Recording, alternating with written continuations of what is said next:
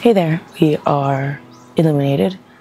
We are a dissociative identity disorder system that works to dispel stigma regarding the disorder and help families and friends of those supporting systems and systems themselves realize they are not alone and that there are resources out there. You'll forgive this weird-ass version of an introduction. We are really blended, or dissociated, or both, perhaps. But we wanted to try to film something about what we've been thinking about while we've been switchy and dissociated, which is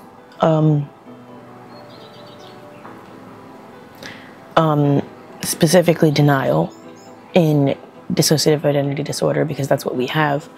But I would assume that this would affect other systems of other disorder types, like OSDD and sometimes BPD. Bear with us. We recommend this one video to be played. I'll even edit it that way at maybe 2.5 or 1.5 or even double speed, because dissociation is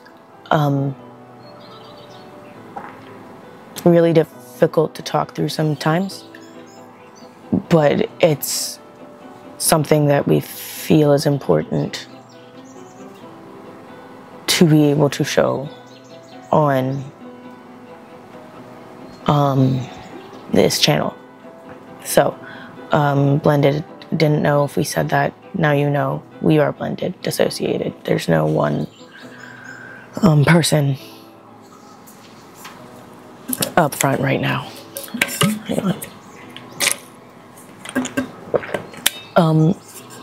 So anyway, denial of the disorder.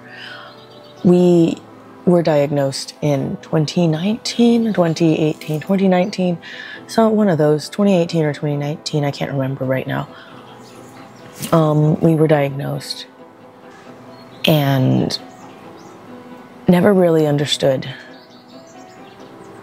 about the denial aspects of DID, because we were in so much distress constantly that it seemed impossible to be in denial of having this horrific trauma disorder. Well, here's the rub. For the past 2-ish months or so, however long it's been, maybe even 3 months, I don't know. Time is a lie and a bewilderment. But we were very functional, very non-flashbacky, didn't have a lot of PTSD symptoms. The PNES symptoms were basically zero. Things were really good. We were coping with stress well. And then holidays from the church started to hit, and that's a big trigger for us. This past Sunday, as of filming, which is it is Monday the 20th today as of filming. Yesterday was Pentecost and today is another fucking holiday. So that's probably contributing to this. Pain is also another aspect of it that we are experiencing dissociation through because of it, yeah, I think I said that right.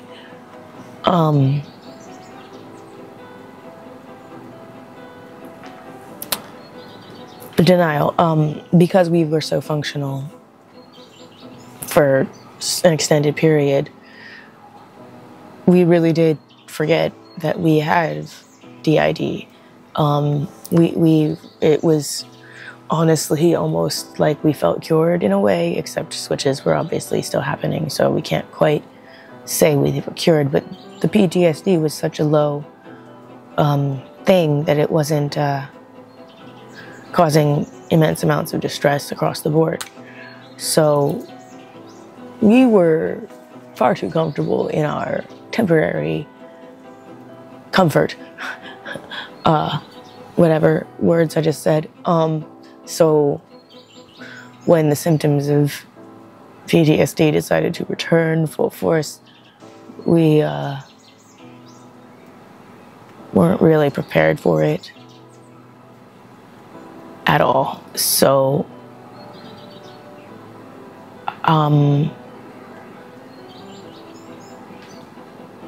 yeah, it's been kicking us for a bit. It's been kicking our asses.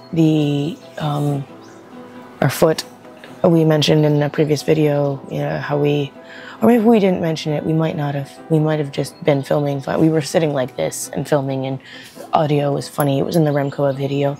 The audio was wonky, but that audio was wonky because the microphone was on the side because we were facing side. Anyway, all that to say, we mucked up our foot 2 or 3 weeks ago, and got cocky and walked on it too much this past week. So now that's, you know, a situation. So that's not helping because we were needing to use our cane walking stick. That bird right there is our walking stick, to move around without hurting our foot more, which we're no stranger to the cane, but it's just, it does make everything worse, mood-wise and dissociation-wise, because it reminds us of our lack of mobility, which we already struggle with on bad pain days. Now every day is a bad pain day because of our foot. All that to say, so denial with DID doesn't necessarily come during times of distress. In fact, those are probably the times that you're very aware of your disorder, when in fact the denial comes from when everything's okay and your disorder isn't disordering and your disorder doesn't show symptoms that are debilitating to the point of distress. And it's unfair that healing is not linear. It is, the fluctuations of healing are unfair. And we are not okay with that today. Kids are not okay with it today. I am not okay with it today. We're blended. We don't even really know who we are. We just had therapy not half an hour ago and figured we would make some form of a video just talking about what we just spoke about in therapy, because they felt like really good points in therapy. But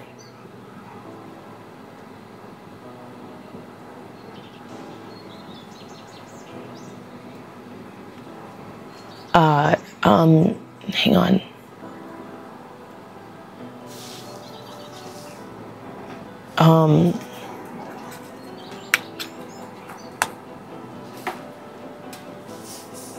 I have a brain, it's in there, I swear, guys.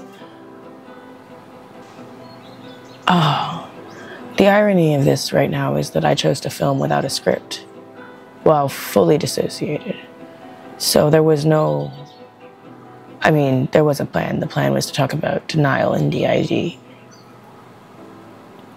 And it's not denial of DID or denial of your alters, although I suppose for some it might be denial of the alters too, I don't know. That was never our issue. We were very aware that people were in our brain. We just thought it was normal for people to be in your brain. And then we found out in 2018 that that is not normal. Lo and behold, that's abnormal. Not abnormal, whatever. I hate the word normal because it doesn't, normal is subjective. What's normal to one culture is not normal to another. What's normal to one country is not normal to another. What's normal to the ocean is not normal to the land. So normal is completely a subjective thing. But all of this rambling to say that DID denial is a symptom, because when things are going well and your coping methods are working and everything is functioning properly, copacetically together, cohesively, it's easy to forget that you have a trauma disorder until you get triggered. And if your protectors are working overtime to be triggered free, shit. If your protectors are working overtime to make sure you aren't too triggered, that can lend itself to denial. So almost in a way, if your system does too good of a job at keeping you safe and making things function, you may forget that you have the disorder, which again, covert disorder, that is the point of the disorder. However, being in active treatment for that disorder means that you never really forget about it. Yeah, you do. I mean, the last couple of therapy sessions were pretty interesting because they involved a lot of past processing, which we were capable of doing. And today was just venting about feelings. Again, back to distress. We did mention in therapy, however, that healing is an interesting thing because a lot of systems will describe the healing of barriers and the lowering of barriers. I think people often view the barriers of dissociation as a wall, which is not really the case in my experience. I have found that dissociative barriers are as though your walls are comprised of pillars of sand, shifting pillars of sand. So say you take the sand from one wall and you remove it, that sand may go and clog up another wall with a different part that you've already worked to lower the barriers for. So then the wall becomes another wall. So it's not like bricks that you can take down. The walls are shifting sand. That is something we found a good description of as dissociative barriers is you may lower walls, but they can come back up simply because something happens or a shift in the system dynamic occurs. On that note,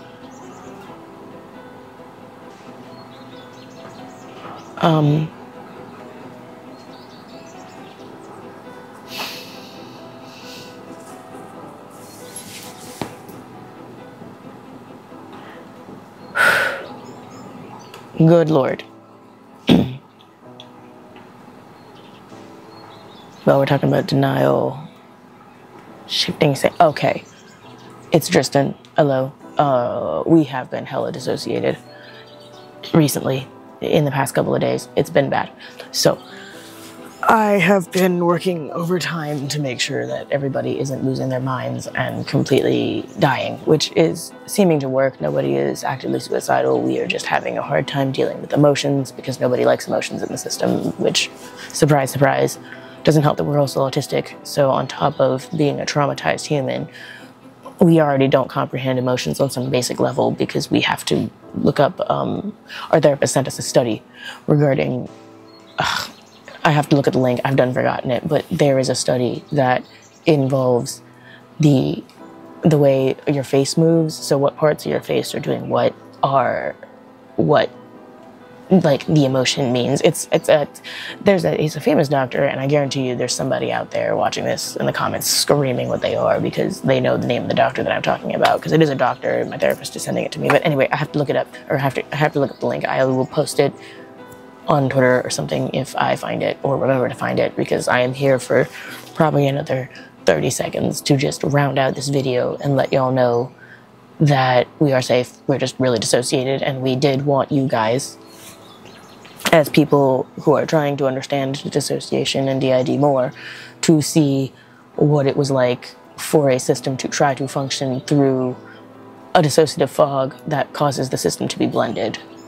We have not been grounded as one person at all because I'm busy inside making sure that the crisis doesn't occur, because that is my job now. So anyway, that's it. That's everything. Remember that you are worthy of being here and you deserve to be loved. You're respected and you are safe here. Always remember that. I don't know why the girls do that, but I'm doing it because it feels like the right thing to do. Have a good day, dudes. I will talk to you later, and peace out.